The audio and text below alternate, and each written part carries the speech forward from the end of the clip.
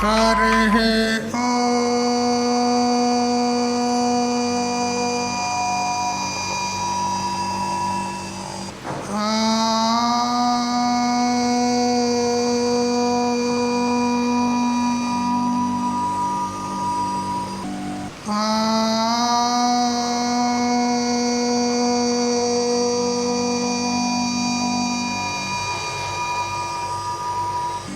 कृष्णं कमलपत्राक्षं पुण्यश्रवणकीर्तनं वासुदेवं जगद्योनिं नौमि नारायणं हरिं शङ्करं शङ्कराचार्यं केशवं बादरायणं सूत्रभाष्यकृतौ वन्दे भगवन्तौ पुनः पुनः। ईश्वरो गुरुरात्मेति मूर्तिभेदविभागिने व्योमवद्व्याप्तदेहाय दक्षिणामूर्तये नमः। युक्ताहारविहाराय विविक्तस्थलवासिने मलयाळयतीन्द्राय ब्रह्मनिष्ठाय ते नमः। गीताभागवताद्वैत तत्त्वामृतस्वरूपिणे कण्डीक्षेत्रनिवासाय रामकृष्णाय ते नमः। ॐ पूर्णमदः पूर्णमिदं पूर्णात् पूर्णमुदच्यते पूर्णस्य पूर्णमादाय पूर्णमेवावशिष्यते। ॐ शान्ति शान्ति शान्ति।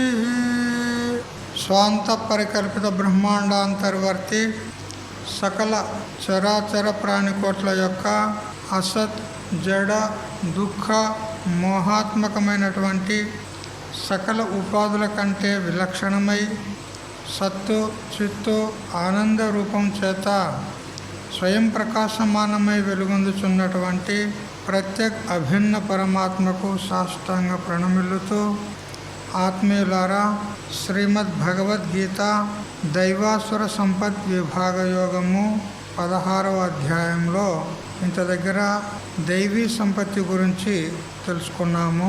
ఇప్పుడు ఆసురీ సంపత్తి అంటే ఏమిటి, అందులో ఆసురీ సంపత్తిని చెప్తూ దంభో దర్పోభిమానశ్చ క్రోధ పారుష్యమేవచ అజ్ఞానంచాభిజాతస్య పార్థ సంపద మాసురీం అన్నాడు. హే పార్థ, హే పృథానందన అంటే ఓ కుంతి కుమారా, హే అర్జున అని సంబోధిస్తూ ఆసురీం సంపదం అభిజాతస్య, ఆసురి సంపదలో పుట్టినటువంటి వాని యొక్క గుణాలు ఈ విధంగా ఉంటాయి అని ఈ శ్లోకంలో ఆసురీ సంపత్తిలో ఉన్నటువంటి 6 గుణాలు చెప్పినాడు. దంభము, దర్పము, అభిమానము, క్రోధము, పారుష్యము, అజ్ఞానము. ఈ 6 గుణాలు ఈ శ్లోకంలో చెప్పాడు. దైవీ సంపత్తికి విరోధి అయినటువంటి బలగం అన్నమాట ఈ ఆసురీ సంపత్తి. అయితే ఆసురీ సంపత్తి చాలా పెద్దగా ఉంటుంది. ఏ విధంగా ఇప్పుడు ప్రత్యక్షంగా యుద్ధభూమిలో ఉన్నటువంటి అర్జునునికి ప్రతిపక్ష రూపమైనటువంటి దుర్యోధను యొక్క సైన్యము 11 అక్షోహిణీల సైన్యం, పాండవ సైన్యము 7 అక్షోహిణీలది. మరి చాలా పెద్దగా ఉంది. అదేవిధంగా మనలో కూడా దైవీ సంపత్తి కంటే ఆసురీ సంపత్తి అధికంగా ఉంటుంది, చాలా పెద్దదిగా ఉంటుంది. అయితే ఈ ఆసురీ సేనకు ఈ 6 సేనాధిపతులు అంటాడు. అంటే ఇక మొత్తం ఇంకెంతో ఉంటుంది ఆసురీ సైన్యము. ఆ సైన్యానికి సేనాధిపతులు 6 ఉన్నారు. దంభము, దర్పము, అభిమానం, క్రోధం, పారుష్యము, అజ్ఞానం అని. అజ్ఞానము మొదలుకొని ఇవన్నీ కూడా ఈ 6 లక్షణాలు ఆసురీ సంపదకు తలల వంటివి అంటాడు. అంటే ప్రధానమైనవి. ఏ విధంగా మన శరీరంలో శిరస్సు ప్రధానం, అదేవిధంగా ఆసురీ సంపదలో ఈ 6 లక్షణాలు ఏవైతే ఉన్నాయో ఇవి చాలా ప్రధానమైనవి. ఇవి జీవుని యొక్క పతనానికి ప్రమాదకరమైనటువంటి వ్యతిరేకభూతమైనటువంటి సంపద, అంటే దైవీ సంపత్తికి వ్యతిరేకంగా ఉన్నటువంటి సంపద అంటాడు. ఇందులో దంభము అంటే కపట ఆచారము. దంభం అంటే కపట ఆచారం. కపటం అంటే తెలుసు కదా, లోపల ఒకటి ఉంటుంది, బయట ఒకటి ఉంటుంది, ఉండేది ఒకటి, కనపడేది ఒకటి. ఇదే డంబాచారం అంటారు. ఎలా ఉంటారు వీళ్ళంటే, మెతుకుండది కానీ మీసాలకు సెంటు నుండి అంటిస్తారంట. దంబాచారం వాళ్ళు మింగడానికి మెతుకు కూడా ఉండదు, మీసాలకు సంపంగి నుండి అంటిస్తారంట. పొట్టకు రొట్టె ఉండదు కానీ జుట్టుకు మల్లెపూల దండ పెడతారంట. దంబాచారం.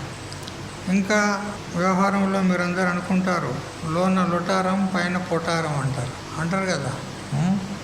పండితుడు కాకపోయినా కానీ పండితుని వలె కనపడాలి, పెద్ద మనిషి కాకపోయినా కానీ పెద్ద మనిషి వలె కనపడాలి, యోగి కాకపోయినా కానీ యోగి వలె కనపడాలి, జ్ఞాని కాకపోయినా జ్ఞాని వలె కనపడాలి. ఇదంతా డంబాచారము అంటాడు. ఏముండదు మన దగ్గర, కానీ నేను పెద్ద పండితుని, జ్ఞానిని, యోగిని, అట్లా ఇట్లా అంటాడు. నేను పెద్ద మనిషిని, నా మాట అందరు వింటారు, ఏదేదో చెప్తాడు. ఏముండదు, అంత ఉట్టిదే డంబాచారం. అయితే ఈ డంబాచారం చేత ఏమవుతుందంటే ధార్మిక విశ్వాసాలకు దెబ్బ తగులుతుంది అంటాడు కదా. ధార్మికమైనటువంటి వ్యవస్థకు ఈ దంబాచారం చేత దెబ్బ తగులుతుంది. అందుకని ఈ దంబాచారం ఉండకూడదు. అయితే ఈ దంబాచారం ఇప్పుడు వర్తమాన కాలంలో అన్ని రంగాల్లో ఉంది, ధార్మిక రంగంలో మరింత ఎక్కువ ఉంది అంటాడు. అంటే వానికి ఏమీ తెలియదు, అంటే ఆ రాదు, ఆ అంటే రాదు, వాడు భక్తుడు కాదు, సాధకుడు కాదు, ముముక్షువు కాదు, ఏది కాదు, నేను జ్ఞానిని అని చెప్పుకొని తిరుగుతాడు, నాకు అంతా తెలుసు అంటాడు. ఇది దంబాచారం అంటాడు. ఇది ఎట్లున్నదంటే దేవుని పెట్టెలో వృశ్చికాల వలె కదా, దేవుని గల్లపెట్టి ఉంటాయి కదా, అందులో తేళ్ళు ఉన్నట్టు ఉంటాయి అన్నమాట. దేవుని పెట్టెలు చేయి పెడితే తేళ్ళు కరిచినట్టు ఉంటుంది. చూడకపోతే బొట్లు పెడతారు, జుట్లు పెంచుతారు, మాలలు వేస్తారు, మంచిగా ఎర్ర బట్టలు పసుపు బట్టలు వేసుకుంటారు, కానీ ఏముండదు, ఉట్టిదే, లోన ఉట్టిదే బుర్ర, పైకి మాత్రం చాలా గొప్పగా కనపడతారు. విద్య ఉండదు, ఏముండదు, మేము సుశిక్షితులము, మాకు అన్నీ తెలుసు అని ఈ విధంగా చెప్పి ధర్మాచార్యులపైన శ్రద్ధ భంగం చేస్తారు వీళ్ళు. ధర్మాచార్యులు లేదా సద్గురువులు, శ్రోత్రియులు, బ్రహ్మనిష్టలు, మంచి సాధువులు అంటే వాళ్లకు ఈ దంబాచారులు దెబ్బతీస్తారు. అందువల్ల ఈ దంబాచారము సాధకులకు పనికిరాదు అంటాడు. పోనీ మందిని మోసం చేస్తే చేస్తాడు కావచ్చు, కానీ వాడు ఎవరిని మోసం చేసినట్టు, వాస్తవంగా తనను తానే మోసం చేసుకున్నట్టు. ఎందుకు ఒకనాడు బయట పడుతుంది దంబాచారం, ఒకసారి బయట పడుతుంది. ఒక చాకలి అని గాడిద, వాడు దినమంతా పని చేయించుకునేది, రాత్రిపూట మంది పంట చెల్లల్లో తోలేదన్నమాట. అయితే ఇది గాడిది అని తెలిస్తే, అది నాదే అని తెలిస్తే నన్ను ఏమని అంటారు వాళ్ళు అని చెప్పి ఆ గాడిదకు పులితోలు కప్పి పంపించేదంట. గాడిదకు పులితోలు కప్పి పంపించేది. ఇక అది ఎవరి చేనులో పోతుంది, ఎవరినాలన్నా ముండవస్తుంది కదా. ఎవరి చేనులో పడి చేను పాడు చేస్తుంది, తింటుంది, వస్తుంది.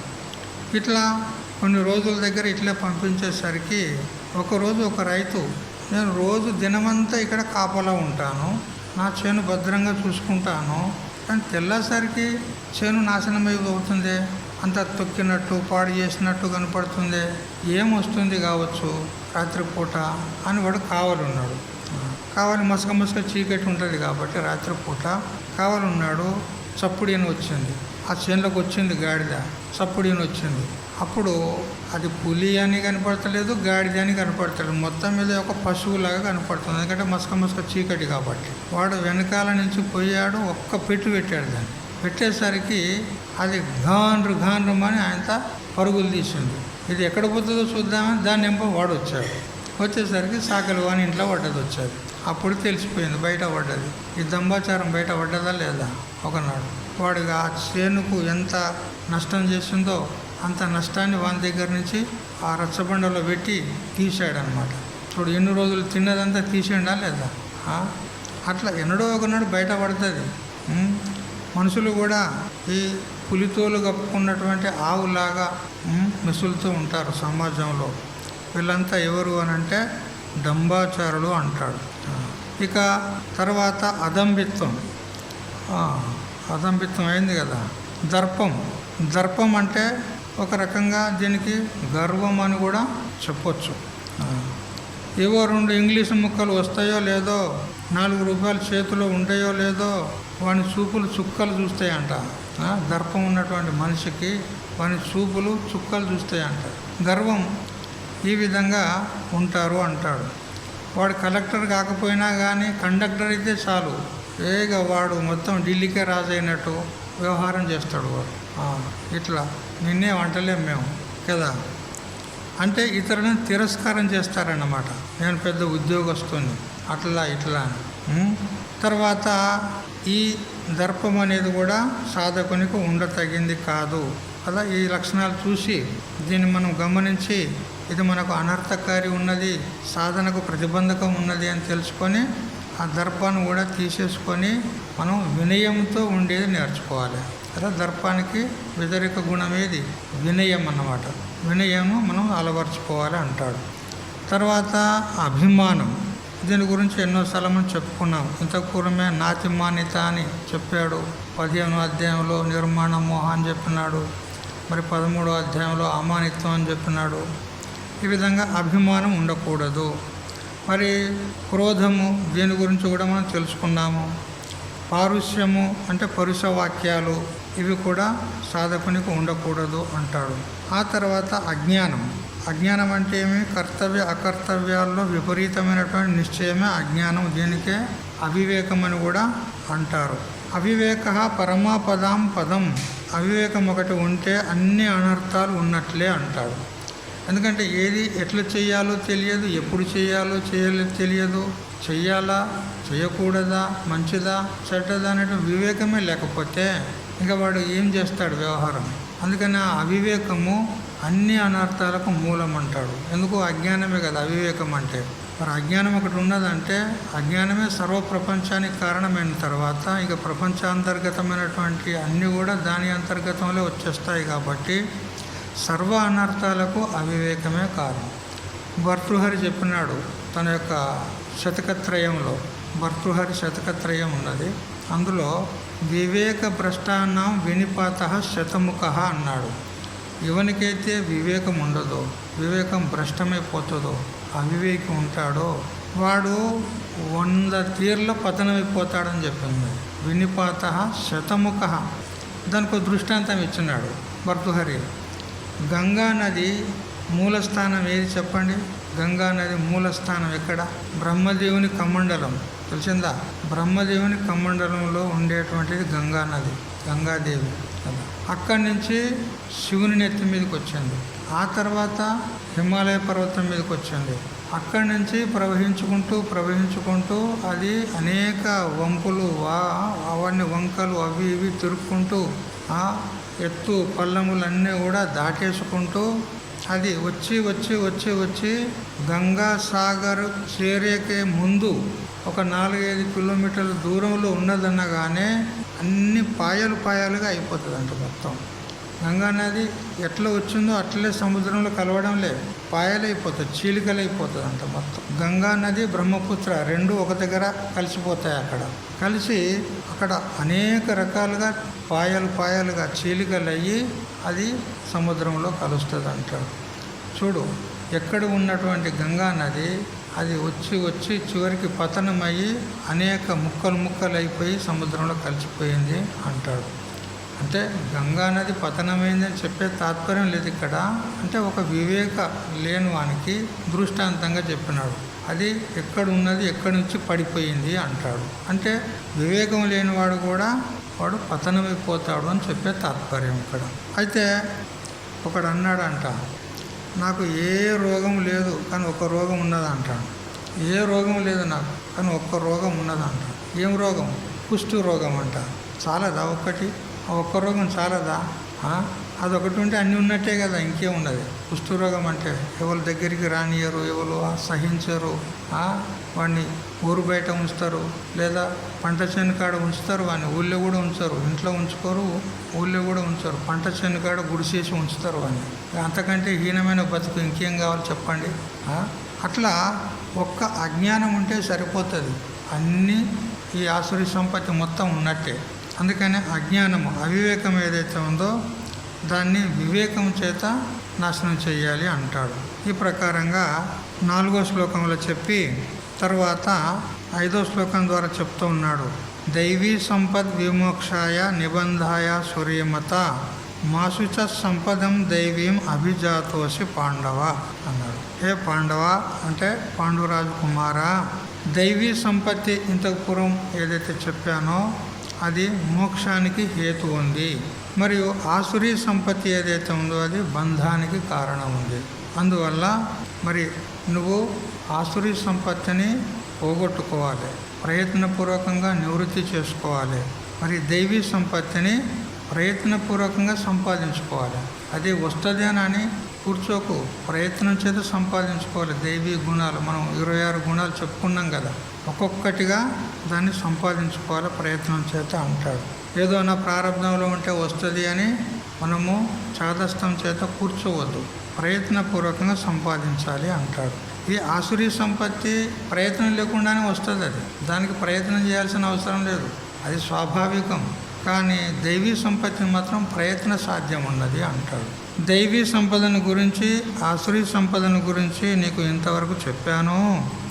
దైవీ సంపదను సంపాదించుకోమని, ఆసురీ సంపదను వెదులుపెట్టమని ఈ బోధలోని తాత్పర్యం. రెండింటిని గురించి చెప్పాను. అందులో ఆసురీ సంపత్తిని వదిలిపెట్టాలి, దైవీ సంపత్తిని మనం సంపాదించుకోవాలి అని చెప్పి తాత్పర్యం ఉంది ఇక్కడ.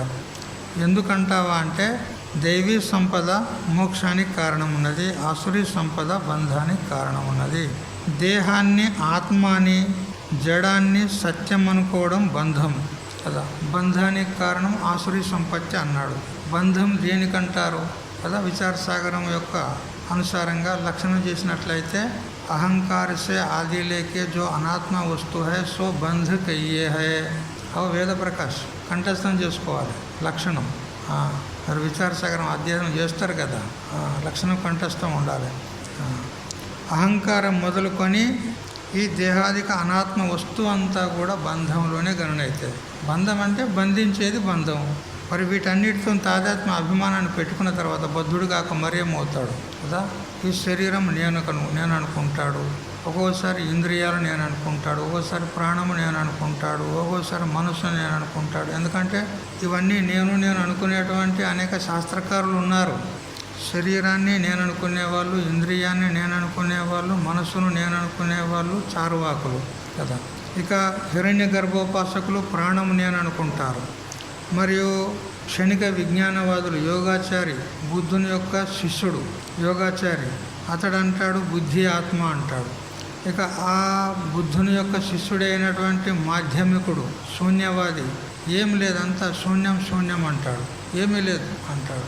ఈ విధంగా అనేక మంది అనేక రకాలుగా ఆత్మ విషయంలో పొరపాటు పడ్డారు. ఒక రకంగా ఉన్నటువంటి ఆత్మను మరొక రకంగా తెలుసుకున్నారు. కాబట్టి అది బంధానికి కారణమవుతుంది. అందువల్ల ఈ అహంకారం మొదలుకొని దేహాదిక సంఘాతం అంతా కూడా అనాత్మ ఉంది. ఈ అనాత్మనే బంధం. అయితే స్వరూపం చేత ఈ అనాత్మ బంధానికి కారణం కానే కాదు. వాస్తవంగా స్వరూపం చేత ఈ దేహాదులు బంధానికి కారణం కానే కావు. మరి బంధానికి కారణమని ఎలా చెప్తున్నారు మీరు అని అంటే, జీవుడు అనాది అజ్ఞానం చేత అవిద్య చేత దాని యందు తాదాత్మ్యాన్ని పొందుతున్నాడు, అటాచ్మెంట్ పెట్టుకుంటున్నాడు, సంబంధం పెట్టుకుంటున్నాడు. అందువల్ల అవి బంధానికి కారణమైనవి. కానీ వాస్తవంగా ఈశ్వర సృష్టి ఎవరికి కూడా దుఃఖాన్ని కలుగజేయదు, ఎవరికి బంధానికి కారణం కానే కాదు. ఈ జీవ సృష్టి అంటే వీడు కల్పించుకున్నటువంటి అభిమానం చేత బంధం కలుగుతుంది. జడమైనటువంటి వస్తువు చేతనాన్ని ఎలా బంధిస్తుంది చెప్పండి? దానికి ఎక్కడిది సామర్థ్యం? అసలు అజ్ఞానమైన ఉన్నది ఎక్కడా? అజ్ఞానం అనేది వాస్తవంగా లేనే లేదు, ఉన్నదని కల్పించుకున్నాడు వీడు అంతే. విచారం చేస్తే అజ్ఞానమే లేదు. అజ్ఞానం ఉంది నేను అజ్ఞానిని అనేటువంటి వాడిని అడగండి, ఈ అజ్ఞానాన్ని నువ్వు తెలుసుకొని అంటున్నావా తెలియక అంటున్నావా? అజ్ఞానం నీకు ఉన్నదని ఎలా తెలుసుకున్నావు? ఉన్నదని తెలిసింది కదా. మరి ఉన్నదని తెలిసినటువంటి వానికి అజ్ఞానం ఉన్నదా? అజ్ఞానాన్ని తెలుసుకున్న వానికి అజ్ఞానం ఉందా?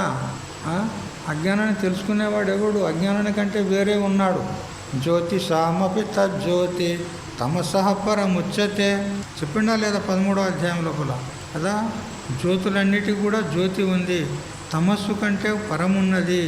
తమస్సు అంటే అజ్ఞానం, అజ్ఞానానికంటే కూడా పరమున్నది, దానికి కూడా అతీతంగా ఉన్నది. దాని యందు అజ్ఞానం లేదు. మరి ఎక్కడి నుంచి వచ్చింది? అనాది కల్పిత మాయా హై. అనాది కల్పితం ఉన్నది, ఇది వాస్తవం కాదు. కల్పితం అంటే దేనికంటారు? జో హోవే నహీ और स्वप्न పదార్థానికి న్యాయ జో భ్రాంతి సే బాసే సో కల్పిత కయ్యే హై కదా. ఇవన్నీ లక్షణాలు సాధకులు కంఠస్థం చేసుకోవాలి వేదాంతం అధ్యయనం చేసేవాళ్ళు. ఈ లక్షణాలు కంఠస్థం ఉంటేనే వేదాంతం సులభంగా తెలుస్తుంది, లేకపోతే తెలియదు. అందుకే మా విద్యార్థులకు పదే చెప్తూ ఉంటాను నేను, ఈ లక్షణాలు కంఠస్థం చేసుకోవాలి. అంటే ఏది లేనిదే అయ్యి స్వాప్నిక పదార్థాల వల్లే కేవలం భాసమానం అవుతుంది, అటువంటి దానికి ఏమనాలి? కల్పితము అనాలి. వాస్తవంగా వస్తుత లేదు, కానీ కల్పిత పదార్థాల వలె ఉన్నట్టు వలె కనపడుతుంది, ఒక దానికే కల్పితం అనాలి. అట్లా ఈ అజ్ఞానమే కల్పితము. అజ్ఞాన కార్యమైనటువంటి దేహాదిక ప్రపంచం కూడా కల్పితమే. ఆ కల్పితమైనటువంటి వస్తువు అకల్పితమైనటువంటి వస్తువుని ఎలా బంధిస్తుంది? లేని వస్తువు ఉన్న వస్తువుని ఎలా బంధిస్తుంది చెప్పండి? సంభవమే లేదు. అయినా కానీ భ్రాంతిలో పడి నన్ను అజ్ఞానం కప్పేసింది, నేను అజ్ఞానిని, నాకేం తెలియదని ఉట్టిగా అంటున్నాడు వీడు. చూస్తారా? ఇదంతా భ్రాంతి, ఇదంతా భ్రాంతిలోనే జరుగుతుంది. మొత్తం వ్యవహారం అంతా భ్రాంతిలోనే జరుగుతుంది. ఆఖరికి ఈ సత్సంగం కూడా భ్రాంతి వ్యవహారమే. గురువు కూడా భ్రాంతి, శిష్యుడు కూడా భ్రాంతి. కోయి భీ నహీ హై. ఇది అసలు వేదాంతం. నా నిరోధో నచోత్పత్తి నబద్ధో నచ సాధక నా ముముక్షో నవైముక్త ఇత్యేష పరమార్థత. పరమార్థ దృష్టితో చూసినట్లయితే గురువు లేడు, శిష్యులు లేడు, బోధ్యుడు బోధకుడు లేడు, శాస్త్రం లేదు, శాస్త్ర లేడు, కుచ్ భీ నహీ హై. తాను మాత్రం ఉంటాడు. అన్నిటినీ నిషేధం చేయగా నిషేధ అవధిభూతంగా ఉండి నిషేధం చేయడానికి రాకుండా ఏ చైతన్యం అయితే ఉందో అది సత్యం, అంతే కదా. నిర్వాణ షట్కంలో ఉందా లేదా? గురుర్నైవ శిష్య చిదానంద రూప శివోహం శివోహం. అది అక్కడికి చేరుకోవాలి మనం. ఇవన్నీ కూడా మిథ్యా, ఇవి కూడా వదిలిపెట్టాల్సిందే. శాస్త్రం వదిలిపెట్టాల్సిందే, గురువును వదిలిపెట్టాల్సిందే, అన్నీ వదిలిపెట్టాల్సిందే. తనలోన తాను మాత్రం ఉండాలి, అంతే. అసలు సిద్ధాంతం వేరే ఉంది, అంత దూరం ఇప్పుడు వద్దులే. ఇప్పుడు కేవలము ఆరోపంలోనే జరుగుతుంది ఇదంతా. అజ్ఞానము ఆరోపితమే. అజ్ఞాన కార్యమైనటువంటి సకల వ్యవహారాలు, ఆఖరికి ఆధ్యాత్మిక వ్యవహారం కూడా ఆరోపితమే. ఇది కూడా సత్యం కాదు. ఎందుకు? స్వయంగా వేదమే చెప్తుంది. వేదమే చెప్పి ఆఖరికి ఆ వేదం కూడా బాధైపోయింది. నేతి ఇది కాదు అన్నిటినీ వ్యావృత్తి చేసి ఇవన్నీ మిథ్య అని చెప్పి చివరికి వేదం కూడా స్వయంగా తాను కూడా మిథ్య అయిపోయింది. వేదం కూడా మిగలలేదు. ఎందుకు? వేదం కూడా ప్రపంచాంతర్గతమే. ప్రపంచం మిథ్య అన్నప్పుడు వేదం కూడా మిథ్య. మరి ఏం సత్యం ఉన్నా చెప్పు. ఒకటే ఒక వస్తువు సత్యం ఉండదు. అది తెలుసుకొని అక్కడ నిలబడాలి మనం. ఇవన్నీ సాధనాలు అంతే. అక్కడికి అది తెలుసుకోవడానికి ఇవన్నీ సాధనాలు కదా. కాబట్టి ఈ అజ్ఞానం అనేది ఏదైతే ఉందో ఇది కల్పితం ఉన్నది. ఈ కల్పితమైనటువంటి అజ్ఞానము తత్కార్యమంతా బంధమనబడుతుంది. ఈ బంధము అనేది ఔపచారికంగా చెప్పుకోవడమే కానీ వాస్తవంగా బంధం కాదు. ఎందుకంటే ఈశ్వర సృష్టి ఏది కూడా ఎవరికి కూడా బంధం కానే కాదు. వీడు అభిమానిస్తే అది బంధానికి కారణమవుతుంది. జీవుడు ఎదురెదురుగా ఇండ్లు ఉన్నాయి. ఆ ఇంట్లో అబ్బాయి ఉంటాడు, ఈ ఇంట్లో అమ్మాయి ఉంటుంది. ఇద్దరు కూడా కాలేజీకి పోతారు, ఒక దగ్గరనే చదువుతారు, ఒకటే క్లాసు. ఇద్దరు ఆయన నోట్బుక్ ఈమెకి ఇస్తాడు, ఈమె నోట్బుక్ ఆయనకి ఇస్తుంది. ఇద్దరు పరస్పరం చక్కగా కలిసిమెలిసి ఉంటున్నారు. కొంతకాలం జరిగిన తర్వాత వాళ్ళు బిఏనో ఏదో ఒకటి డిగ్రీ పాస్ అయిన తర్వాత తల్లిదండ్రులకు ఆలోచన వచ్చింది. ఏమంటే మన పిల్లలు ఇద్దరు యుక్త వయసులు అయ్యారు కదా, మరి మా అమ్మాయిని మీ అబ్బాయికి ఇష్టమని ఆ అబ్బాయి తల్లిదండ్రులతోని సంప్రదింపు చేశారు. అప్పుడు అబ్బాయి తల్లిదండ్రులు కూడా ఒప్పుకున్నారు. బాగుంది కదా, మంచిగానే ఉంది, ఎక్కడ పోనక్కర్లేదు, ఇంటి ముంగానే ఉన్నది అమ్మాయి, చాలా బాగుంది, అమ్మాయి స్వభావం కూడా మంచిగా ఉంది, ఇద్దరు కూడా ఒక దగ్గర కలిసిమెలిసి చదువుకుంటున్నారు, పరస్పరం పరిచితం ఉన్నారు ఇద్దరికి, ఒకరికి వాళ్ళ స్వభావం అతని స్వభావం ఆమెకు తెలుసు, ఆమె స్వభావం ఇతనికి తెలుసు.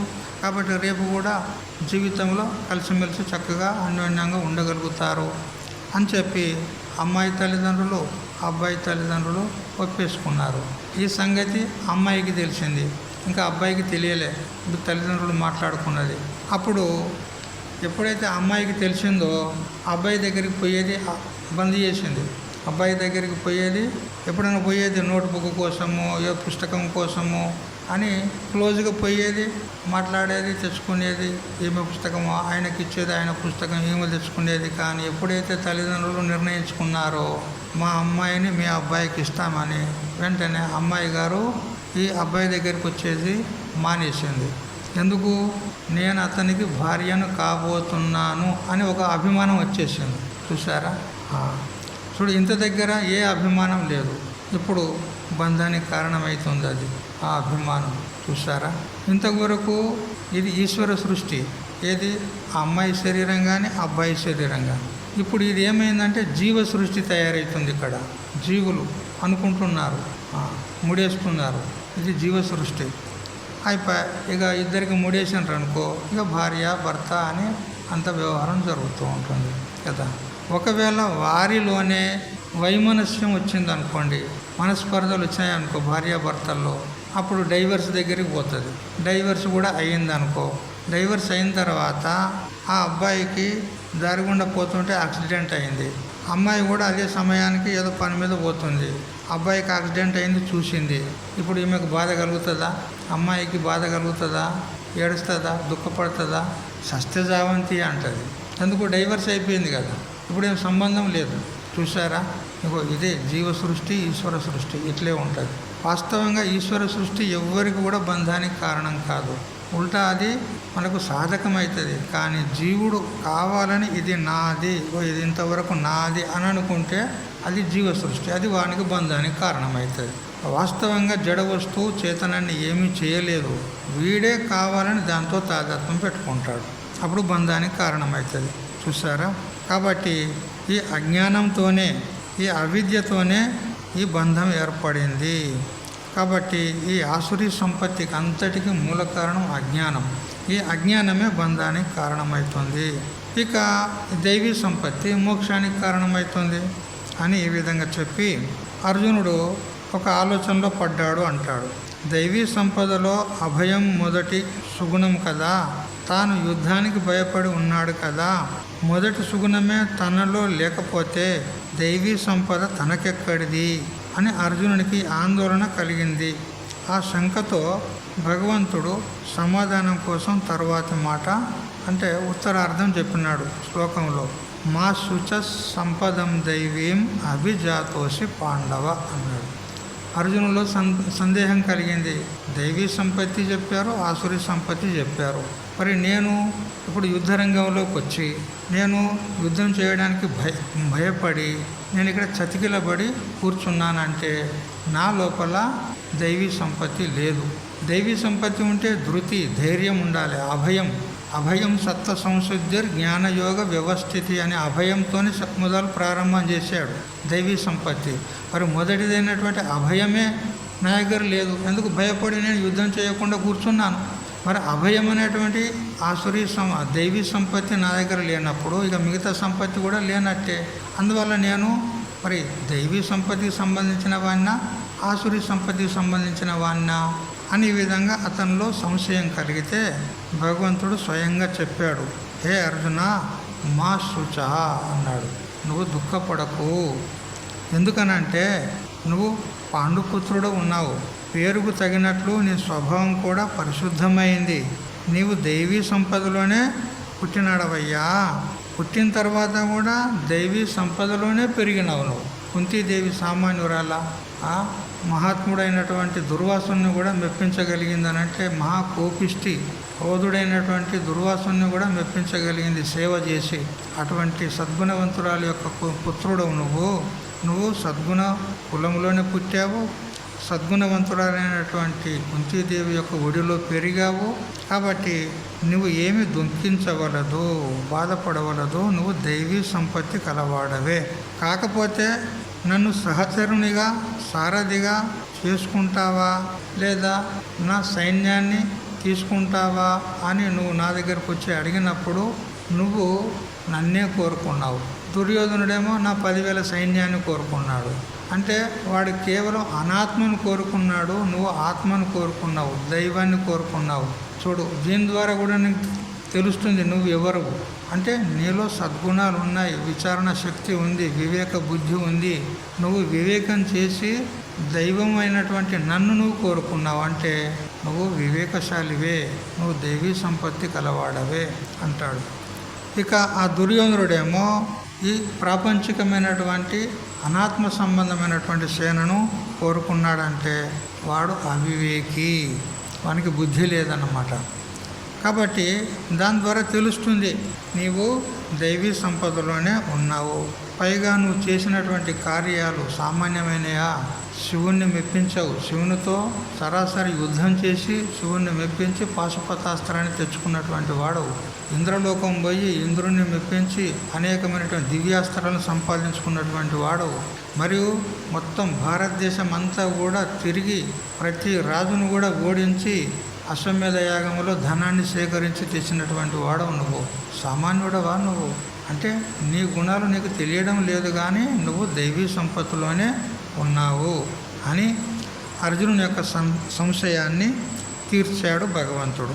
ఆ తర్వాత ఇప్పుడు 6వ శ్లోకం చదవండి. ద్వౌ భూత సర్గౌ లోకేస్మిన్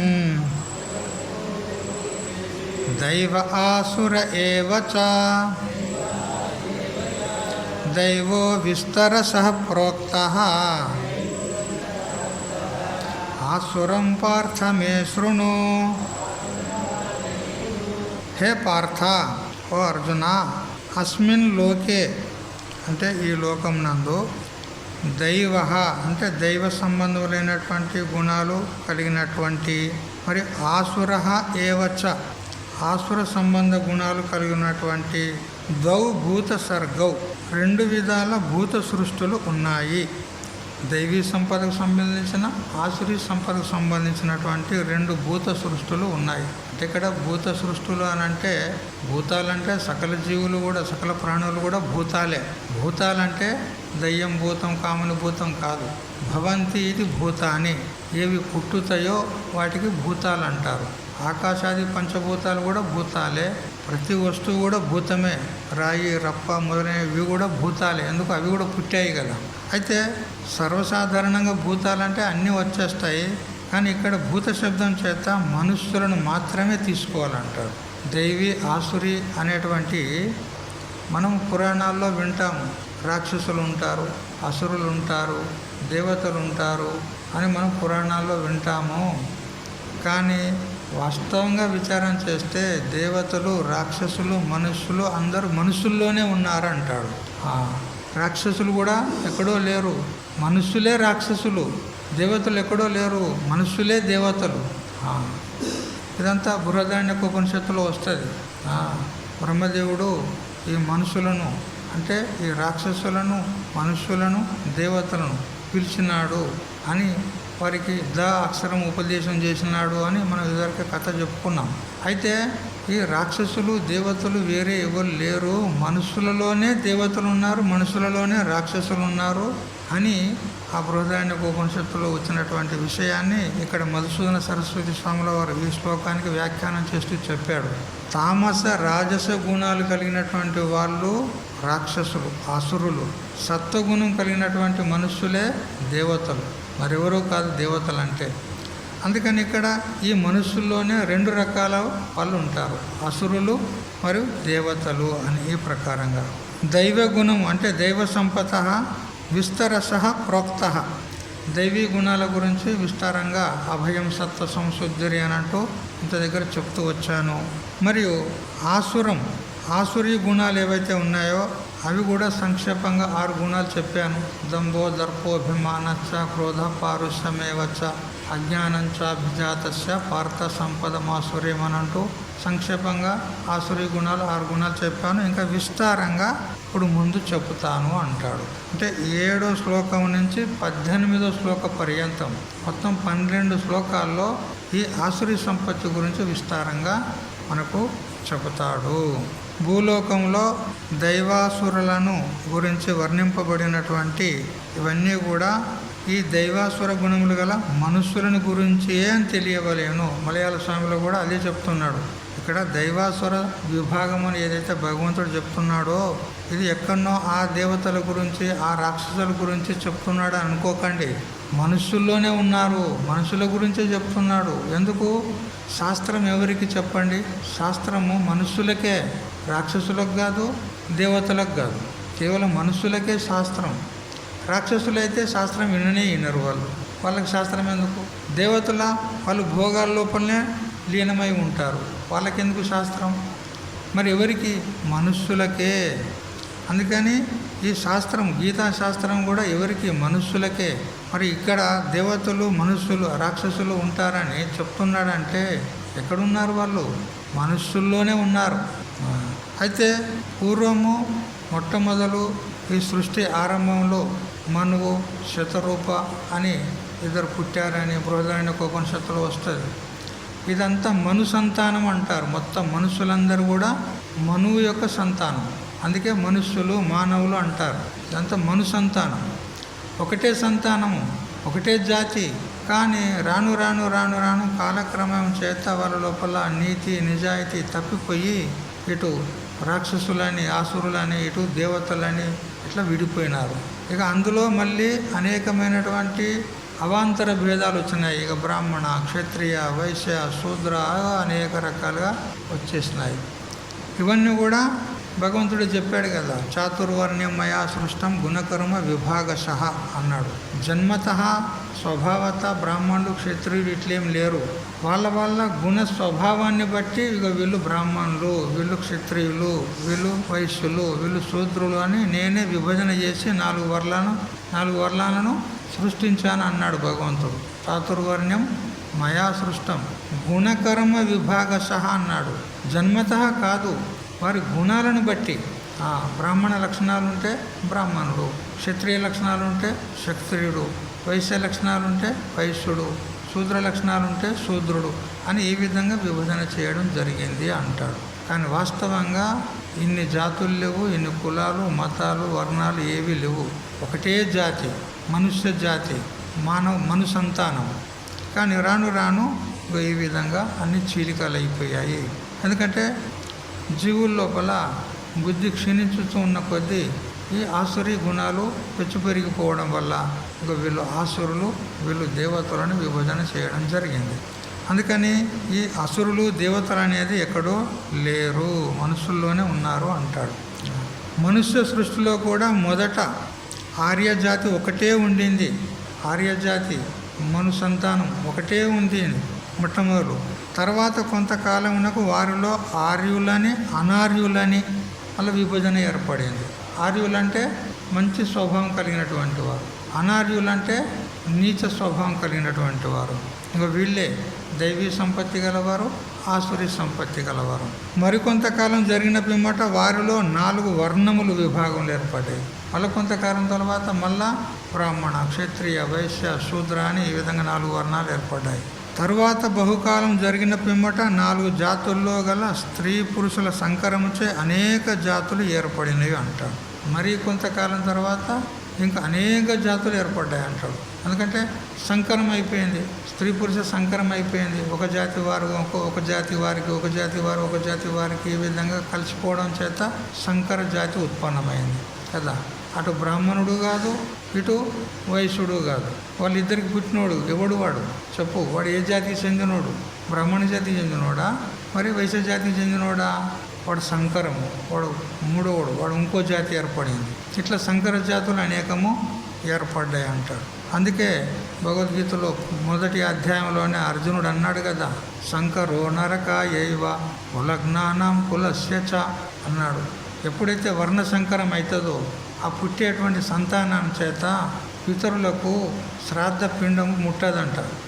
శ్రాద్ధ పిండం ముట్టదు. వాడు శ్రద్ధ పెట్టడానికి అధికారే కాదు, ఆ సంకరం చేత పుట్టినటువంటి వాడు. అందుకని పతంతి పితరువులోకి, పితరులు పతనమైపోతారంటాడు. అందుకే కదా యుద్ధం చేయను అన్నాడు. యుద్ధం చేస్తే ఈ పురుషులందరూ చనిపోతే ఇక స్త్రీలందరూ వాళ్ళు అనాచారానికి ఎగబడి సంకరం ఏర్పడితే ఇక పితృలు లుప్త పిండోదక క్రియాహ అన్నాడు. ఆ పితరులకు పిండాలు పెట్టేవాడే లేకుండా పోతాడు. వాళ్ళు పెట్టినా కానీ వీళ్ళు పెడితే కూడా వాళ్ళకు అందది. అందుకే పితరులు పతనమైపోతారని చెప్పింది. చూడు, ఈ విధంగా సంకరం చేత అనేక జాతులు ఏర్పడ్డాయని చెప్పింది. ద్వయాహ ప్రాజాపత్యాహ దేవాహ చ అసురాహ చ అని మనకు ప్రమాణం, శృతి ప్రమాణం. ప్రజల ఉత్పత్తి కాలంలో దైవాంశులనియు మరియు అసురాంశులనియు 2 రకముల వారే ఉండిరి అని ఉద్గీత బ్రాహ్మణం చెప్తుంది. బ్రాహ్మణం అంటే బృహదరణ్యక ఉపనిషత్తు. ఈ ప్రకారంగా దైవీ గుణాలు కలిగినటువంటి వాళ్ళు, ఆసురీ గుణాలు కలిగినటువంటి వాళ్ళు 2 రకాల భూతకోట్లు ఉన్నాయి. అందులో దైవో విస్తరస ప్రోక్త, దైవ సంబంధమైనటువంటి గుణాలు కలిగే వారిని గురించి విస్తారంగా చెప్పాను. ఆసురం పార్థమే శృణు. ఇప్పుడు ఆసురీ గుణాల గురించి నేను చెప్తబోతున్నాను.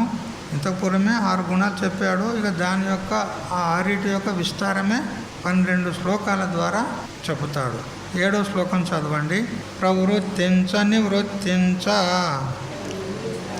జనాన విదురాసురాః న శౌచం నాపి చాచారో న సత్యం తేషు విద్యతే.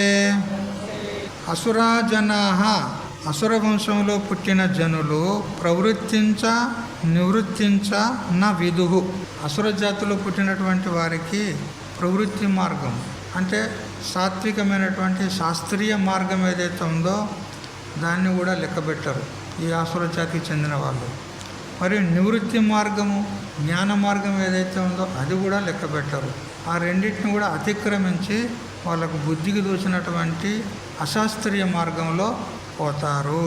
వారిలో నా శౌచం, నా ఆచార, నా సత్యమపి విద్యతే. వారిలో శౌచము ఉండదు. మనం చెప్పుకున్నాం కదా, బాహ్య శౌచము, ఆంతర శౌచము ఏది కూడా వాళ్ళలో ఉండదు. ఇక ఆచారము, విచారాలు ఏవి ఉండవు. మనం ఒక ఆచారానికి కట్టుబడ్డాం కదా, మన ఆచారం యొక్క నియమ నిష్టలు ఏమున్నాయి, వాటిని పాలించాలి కదా అనేటువంటి బుద్ధి వారికి ఉండదు. ఇక సత్యమైతే వాళ్ళ జన్మతః ఉండనే ఉండదు. వాళ్ళు ఒక రోజులో ఎన్ని అబద్ధాలు ఆడతారో లెక్క ఉండదు. ప్రతి వ్యవహారం కూడా అంత అబద్ధమే, అంత మోసమే. ఈ విధంగా వాళ్ళు ఉంటారు అని శ్లోకార్థం తెలుసుకున్నాము. దైవాంశంలో అనగా సత్వగుణంలో పుట్టిన వారు స్వయంగానే బంధ విముక్తి మార్గాన్ని తెలుసుకొనగలరు. జన్మాంతర పుణ్య సంస్కారం చేత వారి ఆత్మ శుద్ధమై ఉండును. దైవాంశంలో పుట్టినటువంటి వారు సత్వగుణం గల వారై పుడతారు. స్వయంగా వాళ్ళు బంధ విముక్తిని తెలుసుకుంటారు. అంటే ఈ బంధం నుంచి ముక్తిని ఎలా పొందాలి అని వాళ్ళు గురుశాస్త్రాన్ని ఆశ్రయించి చక్కగా ఆత్మతత్వాన్ని తెలుసుకొని బంధం నుంచి ముక్తులవుతారు. జన్మాంతర పుణ్య సంస్కారం చేత వారి ఆత్మ అంతఃకరణం శుద్ధంగా ఉంటుంది అని చెప్పినాడు. తర్వాత సామాన్యమైన మనుషుడైనచో తనకు ధర్మాధర్మములు తెలియకపోయినను గొప్పవారు చెప్పగా విని లేక శాస్త్రములను చూచినా కానీ వెంటనే తన చెడు పనులను నివృత్తి చేసుకొనును. వీడు కొంత సత్వగుణము, రజోగుణం కలవాడు. అయితే 2వ రకం మనిషి ఇలా ఉంటాడు. వానికి పెద్దగా ఏమీ తెలియదు. ధర్మం అంటే ఏంది, అధర్మం అంటే ఏంది, మంచి చెడు ఎక్కువ తెలియదు. కానీ పెద్దలు చెప్తే వింటాడు. లేదా శాస్త్రాలను చదువుకొని అయినా తెలుసుకొని, ఇది మంచి పని, ఇది చెడ్డ పని, వివేకం చేసి చెడ్డ పనిని వదిలేసి మంచి పనిలో ప్రవృత్తుడవుతాడు. ఇటువంటి వాడు 2వ రకమైనటువంటి వాళ్ళు.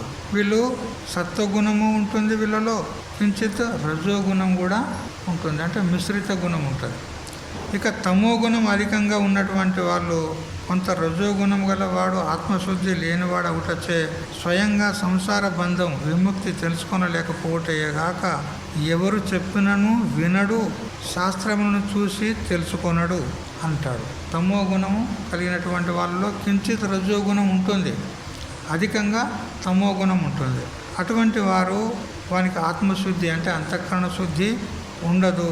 మరి సంసారము అనేటువంటిది ఒక బంధము కదా, ఈ బంధం నుంచి ముక్తుని కావాలి కదా అనేటువంటి ఆలోచన కూడా వానికి రాదు. పోనీ ఎవరైనా చెప్పినారనుకో మహాత్ములు, అరే నాయనా నువ్వు చెడు మార్గంలో పోతున్నావు, అనాత్మను పట్టుకొని నువ్వు పోతున్నావు, అది నీకు బంధానికి కారణమవుతుంది నాయన, నువ్వు ఈ మార్గంలో పో, సన్మార్గంలో పో అని చెప్తే కూడా వాడు వినడు. ఇక శాస్త్రాలు అయితే వానికి అవసరమే లేదు. చివరికి దేవుడెవడు, పుణ్యం ఎక్కడిది, పాపం ఎక్కడిది అని ఈ విధంగా అంటాడు. అవన్నీ వస్తాయి ఇప్పుడు తర్వాతి శ్లోకాలలో. ఈ విధంగా మొదటివాడు ఈ జన్మలోనే ముక్తుడవుతాడు, రెండవ వాడు ముక్తి కొరకై ప్రయత్నం చేస్తూ ఉంటాడు, మూడవ వాడు బద్ధుడై జన్మ జన్మల్లో వాడు సంసరణం అంటే పుట్టుట చావుట, పుట్టుట చావు, చచ్చుట, ఆ సంసారంలోనే తగులుకుంటాడు అని 7 శ్లోకాల వరకు తెలుసుకున్నాము. ఇంకా దీని మీద కూడా కించిత్ వ్యాఖ్యానం కూడా ఉంది. తర్వాత విషయము రేపటి నుంచి తెలుసుకుందాం. హరి ఓం తత్సత్. ఓం సహనావతు సహనౌ భునక్తు సహ వీర్యం కరవావహై తేజస్వినావధీతమస్తు మా విద్విషావహై.